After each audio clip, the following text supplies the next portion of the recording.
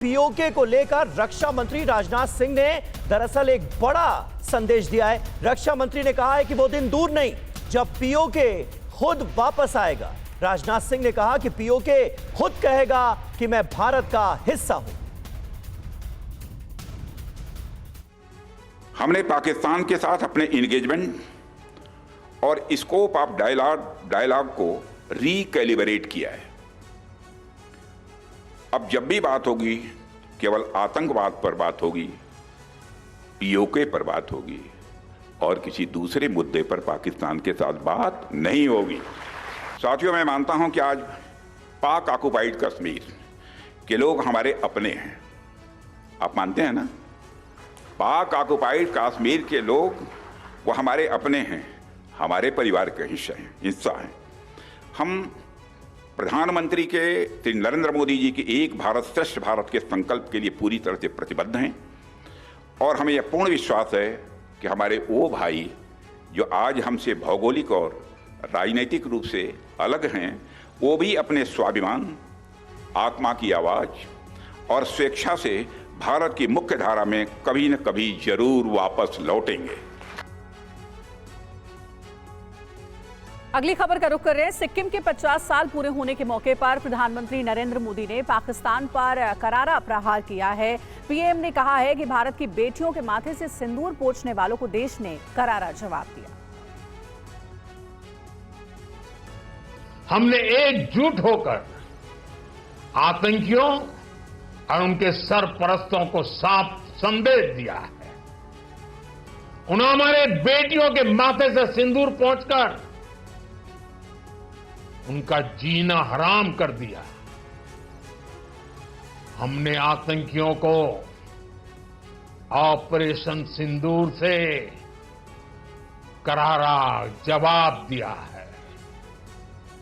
साथियों, आतंकी अड्डे तबाह होने से बौखलाकर पाकिस्तान ने हमारे नागरिकों और सैनिकों पर हमले की कोशिश की, लेकिन उसमें भी पाकिस्तान की पोल ही खुल गई और हमने उनके कई एयरबेस को तबाह करके दिखा दिया कि भारत कब क्या कर सकता है, कितना तेजी से कर सकता है, कितना सटीक कर सकता है।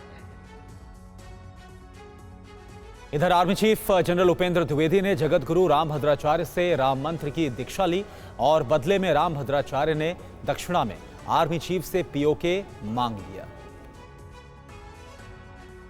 उन्होंने मुझसे वह राम मंत्र की दीक्षा ली, जो दीक्षा लेकर सीता जी से जो मंत्र लेकर हनुमान जी ने लंका पर विजय प्राप्त की थी, वही दीक्षा मैंने दी और मैंने उनसे दक्षिणा मांगी है कि मुझे पीओके चाहिए, पाक अधिकृत कश्मीर हमें चाहिए। यही हमारी दीक्षा है। सेना प्रमुख जनरल उपेंद्र द्विवेदी ने मध्य प्रदेश के चित्रकूट स्थित तुलसी पीठ आश्रम में जगत गुरु रामभद्राचार्य से मुलाकात की। उपेंद्र द्विवेदी ने उनसे राम मंत्र की दीक्षा ली, इसलिए रामभद्राचार्य ने दीक्षा के बदले के रूप में उनसे पीओके मांग लिया।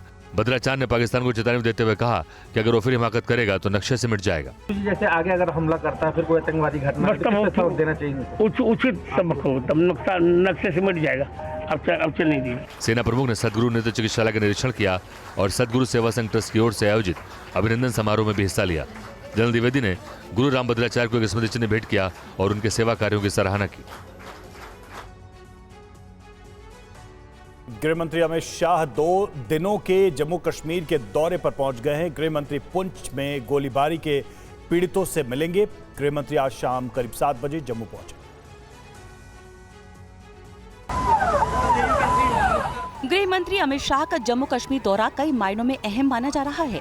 अमित शाह पाकिस्तान की नापाक हरकतों को लेकर सुरक्षा अधिकारियों के साथ विचार विमर्श करेंगे।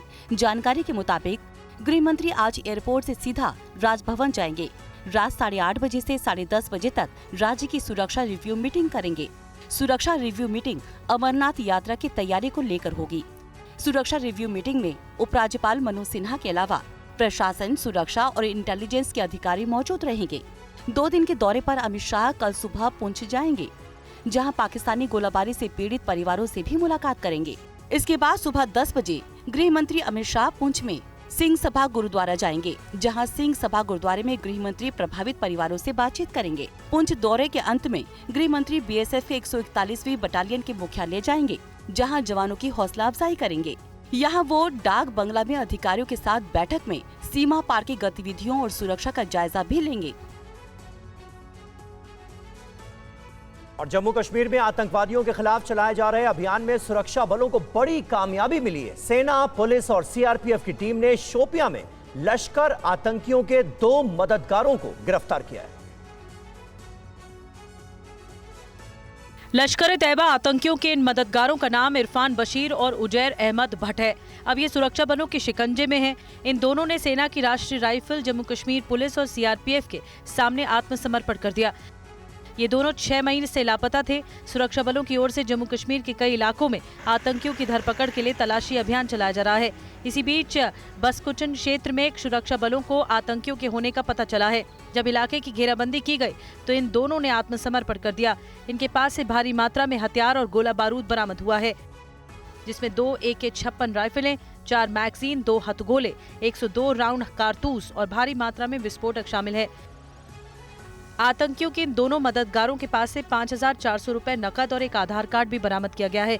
सुरक्षा बलों के मुताबिक लश्कर आतंकियों के दोनों मददगारों ने आत्मसमर्पण कर दिया, जिससे संभावित मुठभेड़ टल गई।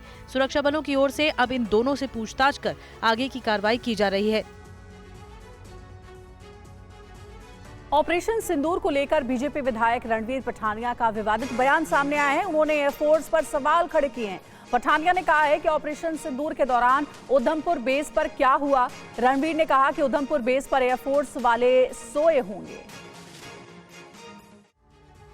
वर्ष 2013 का ये एयरफोर्स स्टेशन का एक ये जो लेटर है, ये यहाँ के विंग कमांडर ही लिख रहे हैं कि हमारी सड़क जो है 17 फुट इस तरफ, 17 फुट उस तरफ है, जिसका सीधा सीधा तात्पर्य है कि ये सड़क 34 फुट अपने रिकॉर्ड में गिनते हैं, लेकिन रेवेन्यू रिकॉर्ड में 1 इंच भी इनके समान इनके नाम पे नहीं।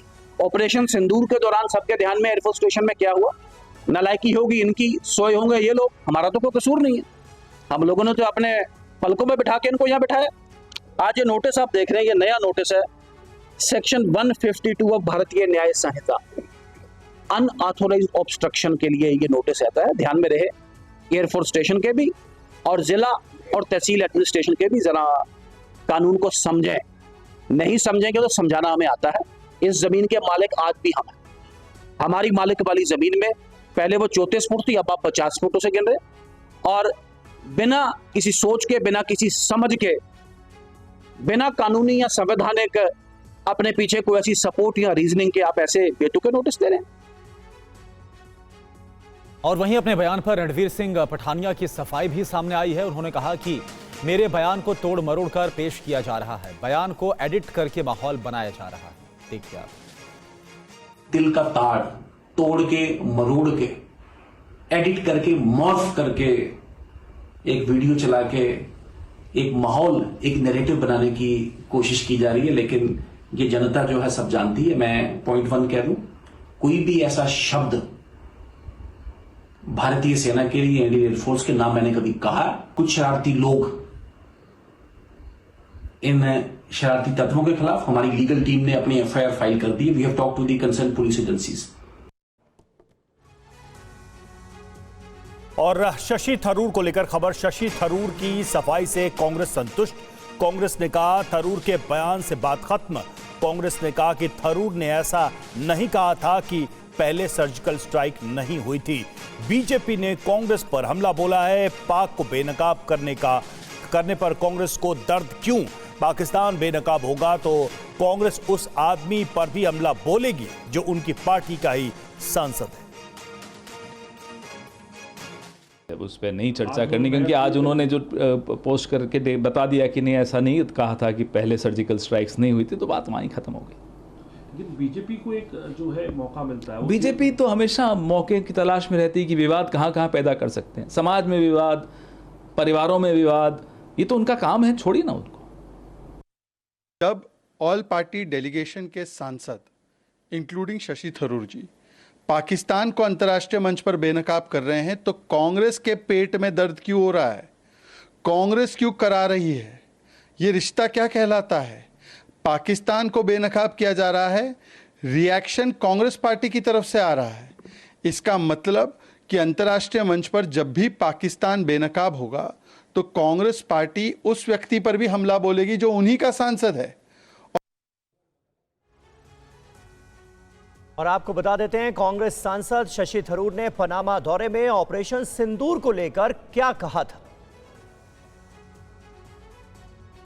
शशि थरूर की तरफ से जो कहा गया था वो आपको दिखा रहे हैं। हाल में आतंकवादियों को समझ आ गया है कि उन्हें इसकी कीमत चुकानी होगी। पहली बार भारत ने सितंबर 2016 में नियंत्रण रेखा के पार जाकर उरी स्ट्राइक की थी। पहली बार कारगिल युद्ध के दौरान भारत ने नियंत्रण रेखा पार नहीं की थी, लेकिन 2019 में पुलवामा हमले का जवाब देने के लिए भारत ने न सिर्फ नियंत्रण रेखा बल्कि अंतर्राष्ट्रीय सीमा भी पार की। यही है शशि थरूर का वो बयान जो कि सियासी सुर्खियां बटोर रहा है। हालांकि कांग्रेस सांसद उदित राज अब भी अपने पुराने बयान पर डटे हुए हैं। वो थरूर के बयान को लेकर उन पर हमलावर हैं। वहीं आरजेडी ने कहा है कि कुछ चीजों पर सिर्फ सेना को ब्रीफ करना चाहिए, ना कि बीजेपी या कांग्रेस को। शशि थरूर जी गए हैं या डेलीगेशन जो गया है पाकिस्तान की पोल खोलने के लिए, कांग्रेस का इतिहास मिटाने के लिए नहीं किसी को इजाज़त दी जा सकती है कि जाकर के वहाँ से कहना कि मोदी जी के पहले कोई इंटरनेशनल बाउंड्री क्रॉस नहीं किया, एलओसी नहीं क्रॉस किया। Absolutely wrong. ये मानसिक बेईमानी है। देखिए, मैं वो सब उसमें जाना नहीं चाहता। ये कांग्रेस और बीजेपी दो व्यक्तियों का भी मसला हो सकता है और दो व्यक्तियों के मसले पर टिप्पणी करना उचित नहीं होगा, लेकिन मेरा ये ज़रूर मानना है कि कुछ चीज़ें चाहे सरकार कांग्रेस की हो या बीजेपी की हो, उसको फोर्सेस की ब्रीफिंग के लिए छोड़ना चाहिए। हम कहाँ गए, कहाँ तक पहुँचे, ये इंटरनेशनल फोरम पे डिस्कस करने वाली चीज़ नहीं है। और चलिए अब आपको बता देते हैं कि कांग्रेस के सांसद शशि थरूर ने अपने आलोचकों को क्या जवाब दिया है। मेरी अज्ञानता पर भड़के कट्टरपंथियों के लिए मेरे पास समय नहीं। मैंने आतंकी हमलों के जवाब में कार्रवाई की बात की थी। मैंने युद्ध या सैन्य इतिहास को लेकर नहीं कहा था। मेरी टिप्पणी में हाल के सालों में कई हमलों का जिक्र। पहले के हमलों पर भारत की प्रतिक्रिया संयमित रही। मेरे विचारों को विकृत करने के लिए ट्रोल्स का स्वागत है। और प्रधानमंत्री नरेंद्र मोदी पश्चिम बंगाल के अलीद्वारपुर पहुंच गए हैं और इसके बाद पीएम बिहार भी जाएंगे। दोनों राज्यों को पीएम मोदी आज कई विकास परियोजनाओं की सौगात देंगे। प्रधानमंत्री नरेंद्र मोदी आज पश्चिम बंगाल को 1010 करोड़ रुपए की सौगात देंगे। प्रधानमंत्री कुछ देर बाद पश्चिम बंगाल के अलीपुरद्वार में सिटी गैस डिस्ट्रीब्यूशन प्रोजेक्ट का शिलान्यास करेंगे। इसके बाद पीएम बिहार रवाना हो जाएंगे और राजधानी पटना में कई विकास परियोजनाओं का उद्घाटन और शिलान्यास करेंगे। पीएम मोदी बिहार को आज 2600 करोड़ रुपए की विकास परियोजनाओं की सौगात देंगे। शाम 5:45 पर प्रधानमंत्री पटना एयरपोर्ट के नए टर्मिनल का उद्घाटन करेंगे। ये करीब 1200 करोड़ रुपए की लागत से बना है। इस नए टर्मिनल में प्रतिवर्ष 1 करोड़ यात्रियों की आवाजाही हो सकती है।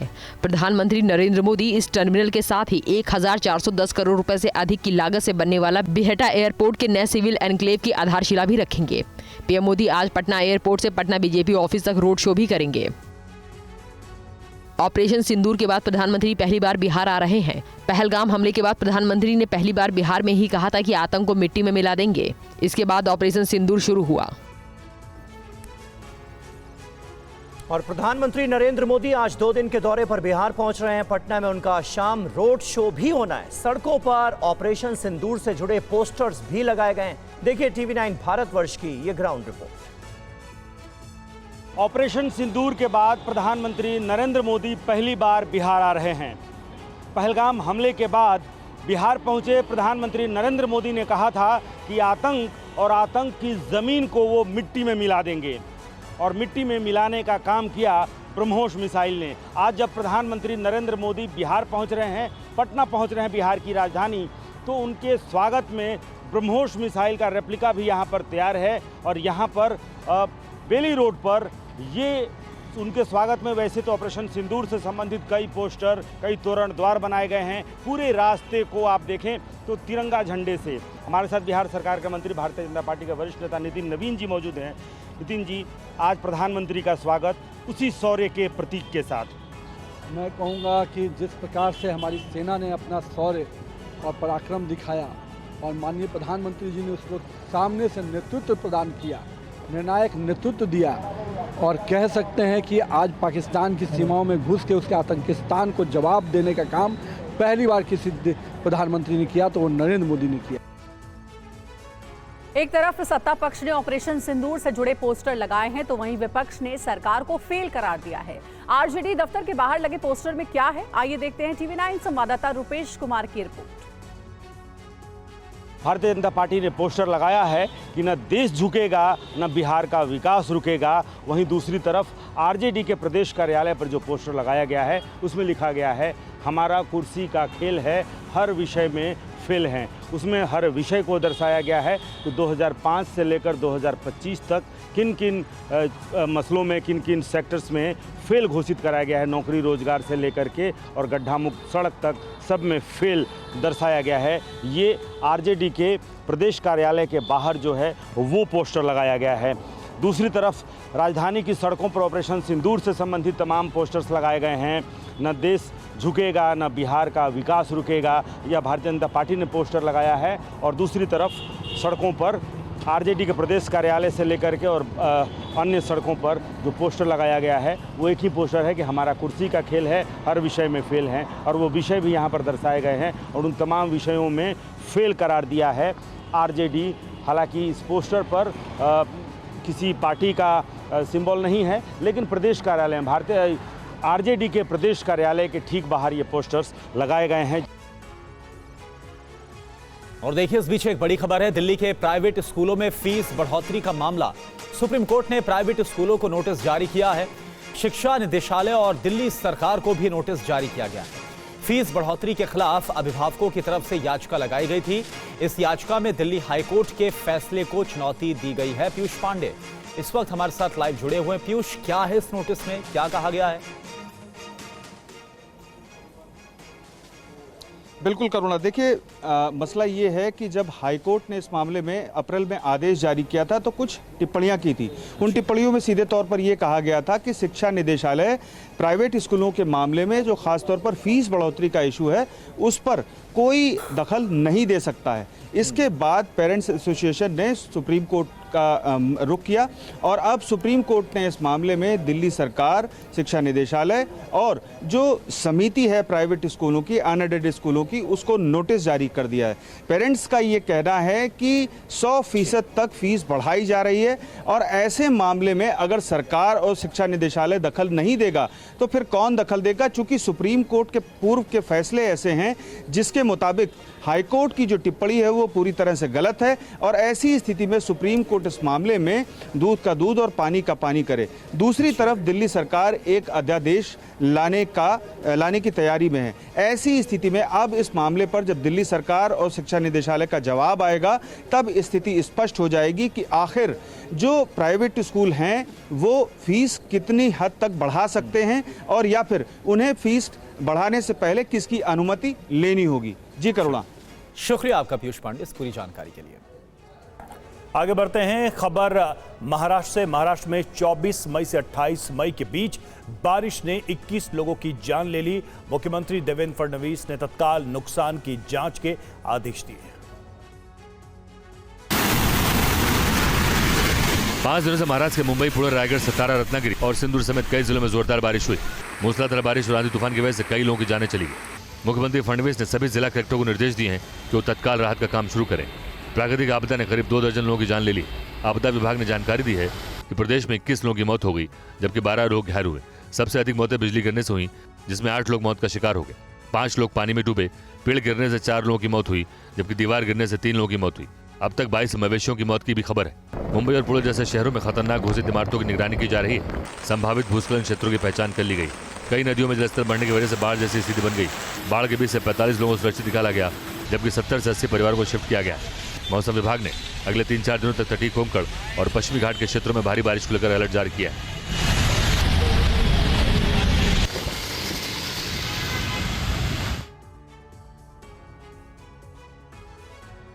और महाराष्ट्र में भारी बारिश ने बड़ा कहर बरपाया है। किसानों को इससे काफी नुकसान उठाना पड़ा है। तस्वीरें महाराष्ट्र के धुले की हैं, जहां प्याज, केला समेत कई फसलों को काफी नुकसान पहुंचा है। साथ ही खाद और बीज भी खराब हुए, जिससे किसान काफी मायूस है। किसानों की मेहनत पर प्री मानसून की बारिश ने पानी फेर दिया है। अगर देखें तो धुले, नासिक, अहिल्यानगर, छत्रपति संभाजीनगर, पुणे, सोलापुर, बीड, धाराशिव, अकोला, जालना, बुल्ढाणा और जलगांव जैसे प्याज उत्पादक जिलों में बेमौसम बारिश हुई है। इसके चलते हजारों एकड़ प्याज की फसल बर्बाद हुई। किसानों का कहना है कि प्याज की कीमतें पहले से ही कम थी और अब फसल खराब होने से उनकी लागत भी ऊपर नहीं हो पाएगी। देखा जाए तो महाराष्ट्र में बारिश का सबसे ज्यादा असर कृषि क्षेत्रों पर पड़ा है। भारी बारिश और बाढ़ ने न सिर्फ प्याज बल्कि गेहूं, सरसों, कपास और आम को भी नुकसान पहुंचा है। किसानों ने सरकार से नुकसान की भरपाई के लिए मुआवजे की मांग की है। भारतीय किसान संघ और दूसरे संगठनों ने सरकार से राहत पैकेज के साथ ही फसल बीमा का लाभ देने की मांग की है।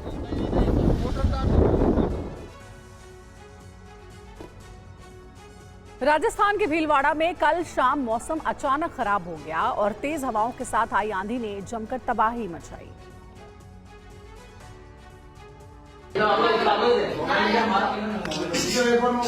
तस्वीरों में देखा जा सकता है कि कैसे टोल प्लाजा तिनके की तरह उड़ गया।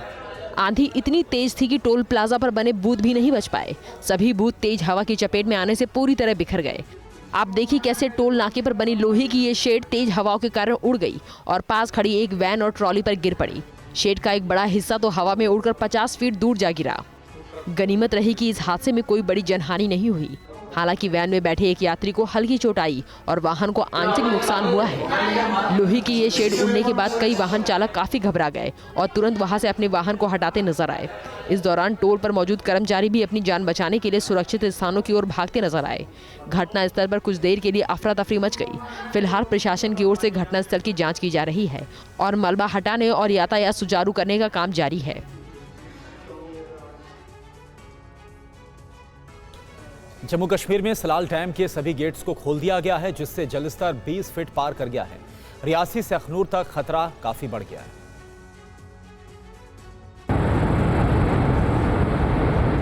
सलाल डैम के 8 गेट खोले जाने से चिनाब नदी का जलस्तर बढ़कर 20 फीट तक पहुंच गया है, जिससे रियासी से अखनूर तक के इलाकों में जल भराव और बाढ़ की आशंका बढ़ गई है।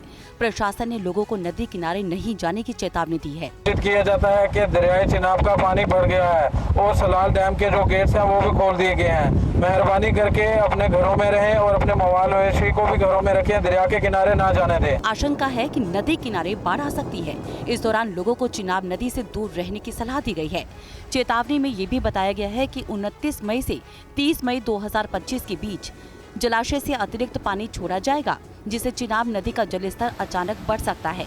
इस दौरान नदी के बहाव में तेजी से बदलाव की संभावना है। NHPC की तरफ से बताया गया है कि सलाल डैम में कचरा जमा होने से नदी का बहाव प्रभावित हो रहा है और बिजली उत्पादन में परेशानी आ रही है।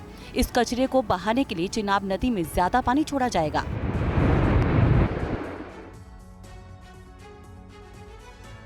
इधर यमुना सफाई पर पीएम मोदी ने दिया टारगेट। 1.5 साल में पानी नहाने लायक बनाने का लक्ष्य, 3 साल में पानी पीने लायक बनाने का लक्ष्य। पीएम मोदी ने जल शक्ति मंत्री को दिए निर्देश। गृह मंत्री अमित शाह कर रहे हैं इसकी मॉनिटरिंग। यमुना में रोज 9 घंटे हो रहा है सफाई का काम। आनंद प्रकाश पांडे हमारे साथ इस वक्त जुड़े हुए, हमारे संवाददाता। आनंद, टारगेट जो है वो सेट कर दिया गया है यमुना की सफाई के लिए प्रधानमंत्री नरेंद्र मोदी की तरफ से। किस तरह से इस सफाई अभियान को चलाया जा रहा है, इसके बारे में और क्या जानकारी मिली? जी देखिए, दिल्ली में यमुना का जो बहाव है लगभग 22 से 25 किलोमीटर का बहाव है और इसमें अभी ज़्यादातर जगहों पर आप देखेंगे तो यमुना नदी न रह के एक नाला बन गई है। और ऐसे में प्रधानमंत्री नरेंद्र मोदी ने कुछ दिन पहले ही एक बैठक की थी, जिसमें जल शक्ति मंत्री मौजूद थे, गृह मंत्री अमित शाह भी मौजूद थे और उसके बाद उन्होंने एक बैठक दिल्ली सरकार के मुख्यमंत्री के साथ भी की थी। उसमें प्रधानमंत्री ने टारगेट दिया था कि अगले 1.5 महीने में यमुना नदी का पानी जो दिल्ली में बहता है वो नहाने लायक हो जाना चाहिए और साथ ही साथ अगले 3 महीने में, अगले 1.5 साल में, यानी कि आज से लेकर 3 साल में यमुना नदी का पानी जो है वो पीने लायक हो जाना चाहिए।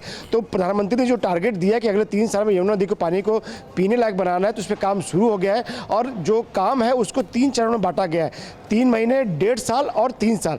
तो जो 3 महीने का टारगेट है रोक रहा हूं मैं आपको। इस वक्त हम सीधे अलीपुरद्वार चलेंगे, पश्चिम बंगाल में। इस वक्त प्रधानमंत्री नरेंद्र मोदी मौजूद, क्या कह रहा है? का सौभाग्य मिला है।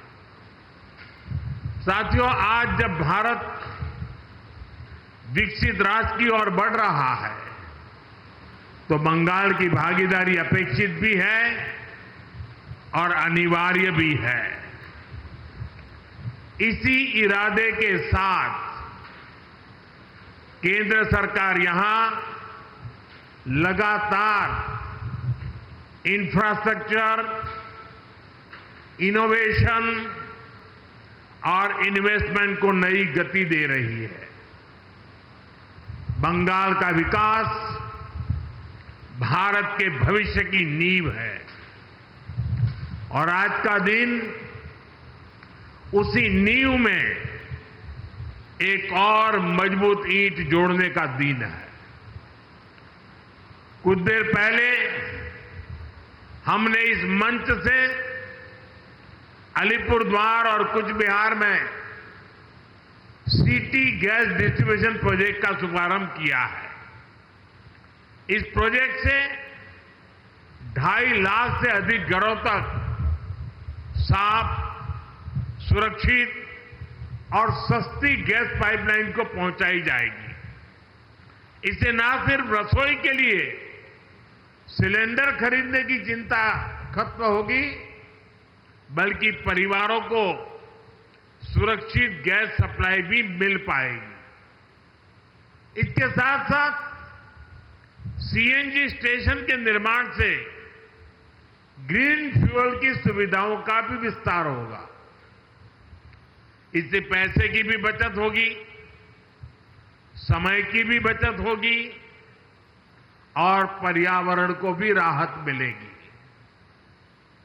मैं अलीपुरद्वार और कूच बिहार के नागरिकों को इस नई शुरुआत के लिए बधाई देता हूं। सिटी गैस डिस्ट्रीब्यूशन का ये प्रोजेक्ट सिर्फ एक पाइपलाइन प्रोजेक्ट नहीं है, ये सरकार की योजनाओं की डोर स्टेप डिलीवरी का भी एक उदाहरण है। साथियों, बीते कुछ वर्षों में भारत ने ऊर्जा के क्षेत्र में जो प्रगति की है वो अभूतपूर्व है। आज हमारा देश गैस आधारित इकोनॉमी की तरफ तेजी से आगे बढ़ रहा है। 2014 से पहले देश के 66 जिलों में सिटी गैस की सुविधा थी। आज 550 से ज्यादा जिलों में सिटी गैस डिस्ट्रीब्यूशन नेटवर्क पहुंच चुका है। ये नेटवर्क अब हमारे गांवों और छोटे शहरों तक पहुंच रहा है। लाखों घरों को पाइप से गैस मिल रही है। सीएनजी की वजह से पब्लिक ट्रांसपोर्ट में भी बदलाव आया है। इससे प्रदूषण कम हो रहा है, यानी देशवासियों की सेहत भी बेहतर हो रही है और जेब पर भी बोझ कम पड़ रही है। साथियों, प्रधानमंत्री उज्ज्वला योजना से इस परिवर्तन में और गति आई है। हमारी सरकार ने वर्ष 2016 में योजना शुरू की थी। इस योजना ने करोड़ों गरीब बहनों का जीवन आसान बनाया है। इससे महिलाओं को धुएं से मुक्ति मिली है, उनका स्वास्थ्य सुधरा है और सबसे बड़ी बात, घर की रसोई में सम्मान का माहौल बना है। 2014 में हमारे देश में 14 करोड़ से कम एलपीजी के कनेक्शन थे। आज ये संख्या 31 करोड़ से भी ज्यादा है। यानी हर घर तक गैस पहुंचाने का जो सपना था वो अब साकार हो रहा है। हमारी सरकार ने इसके लिए देश के कोने कोने में गैस डिस्ट्रीब्यूशन नेटवर्क को मजबूत किया है। इसलिए देश भर में एलपीजी डिस्ट्रीब्यूटरों की संख्या भी दोगुनी से ज्यादा हो चुकी है। 2014 से पहले देश में 14,000 से भी कम एलपीजी डिस्ट्रीब्यूटर थे। अब इनकी संख्या भी बढ़कर 25,000 से ज्यादा हो गई है। गांव-गांव में अब आसानी से गैस सिलेंडर मिल जाते हैं। साथियों, आप सभी ऊर्जा गंगा परियोजना से भी परिचित हैं। ये प्रोजेक्ट गैस आधारित अर्थव्यवस्था की दिशा में एक क्रांतिकारी कदम है। इस योजना के तहत गैस पाइपलाइन के पूर्वी भारत के राज्यों से जोड़ने का काम हो रहा है। अब पश्चिम बंगाल समेत पूर्वी भारत के अनेक राज्यों में गैस पाइप से पहुंच रही है। भारत सरकार के इन सारे प्रयासों से शहर हो या गांव, रोजगार के नए अवसर भी बने हैं। पाइपलाइन बिछाने से लेकर गैस की सप्लाई तक हर स्तर पर रोजगार बढ़ा है। गैस आधारित इंडस्ट्री को भी इससे बल मिला है। अब हम एक ऐसे भारत की ओर बढ़ रहे हैं जहां ऊर्जा सस्ती भी हो, स्वच्छ हो और सर्वसुलभ हो। साथियों, पश्चिम बंगाल भारत की संस्कृति का, ज्ञान विज्ञान का एक बड़ा केंद्र रहा है। विकसित भारत का स्वप्न बंगाल के विकास के बिना पूरा नहीं हो सकता है। और इसी बात को ध्यान में रखते हुए केंद्र सरकार ने बीते 10 वर्षों में यहां हजारों करोड़ के विकास कार्य शुरू करवाए हैं। पूर्वा एक्सप्रेस वे हो या Durgapur express way, Shyama Prasad Mukherjee port का आधुनिकीकरण हो या कोलकाता मेट्रो का विस्तार हो, न्यू जलपाईगुड़ी स्टेशन का कायाकल्प हो या टुवार्ड्स रूट नई ट्रेनों का संचालन हो, केंद्र सरकार ने बंगाल के विकास का हर संभव प्रयास किया है। आज जो ये प्रोजेक्ट शुरू हुआ है वो भी सिर्फ एक पाइपलाइन नहीं, प्रगति की जीवन रेखा है। आपका जीवन आसान हो, आपका भविष्य उज्जवल हो, यही हमारा प्रयास है। हमारा बंगाल विकसित होने की दिशा में तेजी से आगे बढ़े, इसी कामना के साथ एक बार फिर इन सारी सुविधाओं के लिए मैं ढेर सारी शुभकामनाएं देता हूं। अभी 5 मिनट के बाद मैं यहां से खुले मंच पे जा रहा हूं। बहुत सी बातें आप मुझसे सुनना चाहते होंगे, वो मंच ज्यादा उपयुक्त है, इसलिए बाकी बातें मैं वहीं बताऊंगा 5 मिनट के बाद। इस कार्यक्रम में इतना ही काफी है। विकास की इस यात्रा को उमंग और उत्साह के साथ आप आगे बढ़ाएं। बहुत बहुत शुभकामनाएं, बहुत बहुत धन्यवाद। प्रधानमंत्री नरेंद्र मोदी को सुन रहे थे आप, अलीपुरद्वार में मौजूद थे। पश्चिम बंगाल में बुनियादी ढांचे को मजबूत करने की बात उन्होंने कही है। विकसित भारत में बंगाल की भागीदारी अनिवार्य है, जरूरी है, प्रधानमंत्री ने अपने संबोधन के दौरान कहा। साथ ही उन्होंने कहा कि आज गांव-गांव में गैस कनेक्शन है, विकास में बंगाल की अहम भूमिका है। तो देखिए, ये कुछ मेन पॉइंटर्स हैं प्रधानमंत्री के भाषण के। और अब आगे बढ़ते हैं। देश में कोरोना वायरस के एक्टिव केस की संख्या 1000 के पार पहुंच गई है। महाराष्ट्र एक्टिव मामलों में दूसरे नंबर पर है और वहीं बिहार की राजधानी पटना में कोरोना के अभी तक 11 मामले सामने आए हैं। पटना एम्स की 6 नर्सेज भी कोरोना पॉजिटिव मिली हैं। भारत में एक बार फिर कोरोना वायरस के मामले बढ़ने लगे हैं, जिससे स्वास्थ्य विभाग की चिंता भी बढ़ गई है। देश में कुल 1047 एक्टिव केस दर्ज किए गए हैं। कोविड की वजह से अब तक 11 मौतें हो चुकी हैं और कई राज्यों में स्वास्थ्य सेवाएं सतर्क हो गई हैं। महाराष्ट्र में 66 नए मामले सामने आए, जिनमें से 31 केस मुंबई से हैं। राज्य में अब कुल एक्टिव केस 325 तक पहुंच गए हैं। मुंबई के जेजे हॉस्पिटल में 15 बेड का आइसोलेशन वार्ड तैयार किया गया है। स्थिति को देखते हुए बीएमसी और स्वास्थ्य विभाग ने निगरानी बढ़ा दी है। उत्तर प्रदेश में भी स्थिति चिंताजनक हो रही है। नोएडा में ही 19 कोविड पॉजिटिव पाए गए हैं। वहीं वाराणसी में भी 2 नए मामले सामने आए हैं। हालांकि एक्सपर्ट का कहना है कि लोगों को डरने की जरूरत नहीं है, लोगों को सावधानी बरतनी चाहिए। कोई ज़रूरत नहीं कि डरने की। एक तो हम अच्छी तरह वैक्सीनेटेड हैं और हम अभी जो वायरस का विरुलेंट जो नेचर है बहुत ज़्यादा नहीं, वो अभी कोई ऐसी आवश्यकता नहीं है। अगर ऊपर से हमें गाइडलाइन मिलेगी और जैसे भी दिशा निर्देश होंगे, हम तत्काल उसकी पूरी व्यवस्था के साथ खड़े रहेंगे। तो भारत समेत दुनिया भर के 20 से ज्यादा देशों में कोरोना वायरस पैर पसार चुका है। हर दिन संक्रमितों की संख्या बढ़ती ही जा रही है।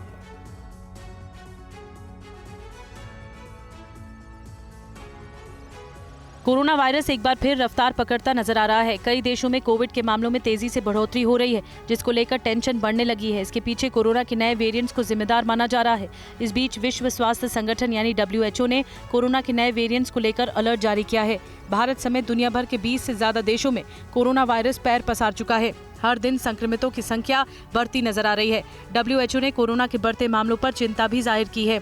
अगर देखें तो चीन, अमेरिका, सिंगापुर समेत दुनिया के कई देशों में इस समय कोरोना के मामले तेजी से बढ़ रहे हैं। अमेरिका से जो आंकड़े सामने आए हैं वो वाकई में डराने वाले हैं। चीन में कोविड मरीजों की संख्या एक महीने में दोगुनी यानी 7.5% से बढ़कर 16% से ज्यादा हो गई। अस्पताल में भर्ती होने वाले मरीजों की संख्या भी दोगुनी होकर 6% से ज्यादा हो गई है। थाईलैंड में भी नए वेरिएंट की वजह से मामले बढ़े हैं, जहां से एक अमेरिकी यात्री संक्रमित होकर अमेरिका पहुंचा। आगे बढ़ते हैं। घर के बाहर बकरा बांधे जाने को लेकर दिल्ली में एक दंपत्ति पर जानलेवा हमला किया गया। घटना के बाद इलाके में पुलिस बल तैनात है। ये रिपोर्ट दिल्ली के खजूरी खास इलाके की इस गली में सन्नाटा है।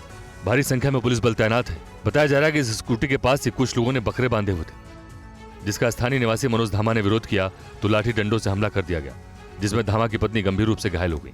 छोटा रोड है खजूरी खास के ब्लॉक का, आप देखेंगे पूरा छावनी में तब्दील है। आपको यहाँ पर जो है RF नज़र आएगी और दंगा जैसी स्थिति जो है उनको नियंत्रण करने के लिए होती है, और इसकी डिप्लॉयमेंट जो है वो रात से ही कर दी गई है। पूरा इलाके आप देखेंगे, इस तरफ भी आप देखेंगे तो दिल्ली पुलिस के जवान। CCTV कैमरे को खंगाला जा रहा है। मामले पर अभी पीड़ित परिवार कोई भी पड़ोसी बात करने को तैयार नहीं है। खजूरी खास में पुलिस रेड है और RF जवान भी तैनात कर दिए गए हैं। ड्रोन से निगरानी रखी जा रही है। वजह बताई जा रही है कि दिन में बकरे को बांधने को लेकर के बहस हुई थी, उसके वजह से ही ये उनको अटैक किया गया है। इस मामले में दोनों पति पत्नी हैं, उनको चोटें आई हैं। आरोप लगाया जा रहा है कि कुछ लोगों ने मनोज धामा के घर के सामने बकरे बांधे। मना करने के बाद दिन में गाली गलौज की और चले गए। सरपर पर आरोप है कि 20-25 लड़कों को जमा कर प्लानिंग के तहत हमला बोला गया। आरोपियों की तलाश जारी है। दिल्ली के कादीनगर में घर में घुसकर दंपति को गोली मार दी गई, जिसमें अशोक नाम के शख्स की मौत हो गई है, जबकि पत्नी घायल। ये दिल्ली का स्वरूप नगर थाना क्षेत्र का कादीनगर है, जहां भारी संख्या में पुलिस बल की तैनाती देख सकते हैं। पुलिस को चुनौती देते हुए बदमाशों ने इस घर में घुसकर दंपत्ति को गोली मार दी। पुलिस ने घटनास्थल से साक्ष्य जुटाए हैं। फॉरेंसिक एक्सपर्ट की टीम देखिए साक्ष्य को इस पीले बक्से में जमा करके ले जा रही है। आखिर क्या कुछ राज है, इसकी जांच के बाद ही साफ हो पाएगा। लेकिन घर में घुसकर फायरिंग की इस घटना से इलाके के लोग हैरान हैं। बताया जाता है कि गोलीकांड में 42 साल के अशोक नाम के शख्स की मौत हो गई, जबकि उसकी पत्नी रचना का इलाज चल रहा है। मृतक अशोक ट्रक ड्राइवर का काम करता था। फायरिंग का आरोप मृतक के बेटे संदीप के दोस्त गोलू और अन्य 3 साथियों पर है। बताया जाता है कि अशोक के बेटे संदीप ने कुछ दिनों से गोलू के पास जाना बंद कर दिया था। पुलिस को जांच में कुछ पैसे का लेन देन का मामला दोनों के बीच में लग रहा है। गोलू घर में घुसा था, उस वक्त संदीप घर पर नहीं था। स्वरूप नगर थाने की पुलिस आरोपियों को पकड़ने के लिए टीम बना चुकी है, छानबीन कर रही है। और अब बात बिहार के सियासत से जुड़ी हुई खबर की। अनुष्का यादव के भाई आकाश पर गिरी गाज। पशुपति पारस ने RLJP से आकाश को निकाला। 6 साल के लिए आकाश यादव पार्टी से निष्कासित किए गए। RLJP के यूथ विंग के राष्ट्रीय अध्यक्ष थे आकाश यादव। अनुष्का यादव आपकी छोटी बहन? जी, हमारी छोटी बहन हुई। तो अनुष्का यादव के भाई आकाश पर ये कार्रवाई की गई है और आपको बता दें कि पार्टी से निकाल दिया गया है, निष्कासित कर दिया गया 6 साल के लिए। और अनुष्का तेज प्रताप संबंधों पर साधु यादव ने साधी चुप्पी। हम लोग अनुष्का आकाश को नहीं जानते, ये कहा है साधु यादव। मेरे सामने वो लोग पार्टी में नहीं आए, मेरे पुराने बयान का जिक्र करना गलत। साधु यादव का यह कहना है, पहले की परिस्थिति के मुताबिक पुराना बयान था। अच्छा, जो पोस्ट हुआ उसमें कहा गया कि 12 साल से संबंध है अनुष्का यादव नाम की लड़की के साथ। जो आकाश यादव जो RJD से भी जुड़ा हुआ लड़का है, उसकी बहन है अनुष्का यादव। क्या आपको पता था अनुष्का यादव के बारे में? कहा जा रहा परिवार के सभी लोगों को यह पता था कि अनुष्का यादव कौन है और तेज प्रताप का उससे संबंध है। नहीं, देखिए, हम लोग इसके बारे में इसलिए नहीं बोलना चाहते कि हम लोग जानते ही नहीं हैं कि इस पार्टी में कौन आदमी कब आया और कब क्या किया। ये हम तो बिल्कुल ही नहीं जानते हैं, साफ नहीं जानते हैं। ये लोग हम लोग के सामने चेहरा में कोई आदमी कभी तक आया नहीं, तो इसलिए नहीं जानता आदमी। आपका एक पुराना वीडियो जो आपका बयान है वो बहुत वायरल फिर से हो रहा है पुराना, जिसमें आप कहते हुए दिख रहे हैं कि तेज प्रताप यादव की शादी तो हो रही है लेकिन वो पहले से ही कई लड़कियों के साथ उसके संबंध है। नहीं, हमने जो बात पुराना जो न्यूज़ का बात आप कर रहे हैं तो हम कहाँ इनकार कर रहे हैं कि हम न्यूज़ नहीं दिया है, लेकिन ये 4 साल पुराना न्यूज़ है तो 4 साल पुराना न्यूज़ तो ऐसे भी नहीं चलाना चाहिए, लेकिन चला रहा है लोग, उसमें से कुछ काट कूट करके ऐसे, तो हमने खंडन भी दिया है, फेसबुक पर लिखा है हमने बजाते चिट्ठी। मैंने भी कहा कि पुराना बयान है वो अब वायरल हो रहा है। हम चिट्ठी लिखा है कि इस बयान से मीडिया के लोगों को बचना चाहिए, क्योंकि ये पुराना न्यूज़ है। इसको ठीक है, हमने कहा है, मुझे इनकार नहीं किया है, लेकिन वो समय का पुकार था, वो परिस्थिति सामने आई जो हमने कहा। हम किसी को नहीं जान रहे हैं, ये भी आपको बता रहे हैं। हम जो बात बोलते हैं ना बिल्कुल सच बोलते हैं, हम कभी ये झूठ साच के फेरा में नहीं रहते। और अगली खबर का रुख करते हैं। भारत मैन्युफैक्चरिंग का ग्लोबल पावर हाउस बनने की ओर तेजी से बढ़ रहा है। नीतिगत सुधार, बढ़ता विदेशी निवेश और हुनरमंद कामगारों की फौज भारत को मैन्युफैक्चरिंग का महत्वपूर्ण केंद्र बनाने में बड़ी भूमिका निभा रहे हैं। देखिए रिपोर्ट। पीएम मोदी ने आत्मनिर्भर भारत की दिशा में बढ़ते हुए मैन्युफैक्चरिंग पर खासा जोर दिया है। सरकार की पीएलआई जैसी नीतियों का ही असर है कि विदेशी निवेशकों के लिए भारत एक आकर्षक डेस्टिनेशन बन चुका है। सरकार की तमाम पहल के चलते भारत अमेरिका को पछाड़कर दुनिया का दूसरा सबसे बड़ा मैन्युफैक्चरिंग हब बनने की ओर तेजी से बढ़ रहा है। देश की जीडीपी में 17% योगदान और करीब 27.3 मिलियन कामगारों वाले मैन्युफैक्चरिंग सेक्टर का भारतीय अर्थव्यवस्था में अहम योगदान है। 2025 तक जीडीपी में मैन्युफैक्चरिंग की हिस्सेदारी 25% करने के लक्ष्य के साथ आगे बढ़ते भारत ने ऑटोमेशन और ट्रेनिंग पर खास जोर दिया है ताकि लागत घटाई जा सके। इंफ्रास्ट्रक्चर पर सरकार का भारी निवेश मैन्युफैक्चरिंग सेक्टर के लिए बड़ा बूस्ट है। देश भर में इंडस्ट्रियल कॉरिडोर का निर्माण, डेडिकेटेड फ्रेट कॉरिडोर और स्मार्ट सिटी प्रोजेक्ट से कनेक्टिविटी बेहतर हो रही है, जिसने ऑपरेशनल कॉस्ट घटाने में मदद की है। फिलहाल चीन दुनिया का सबसे बड़ा मैन्युफैक्चरिंग हब है, लेकिन भारत तेजी से उसका स्थान लेने के लिए आगे बढ़ रहा है।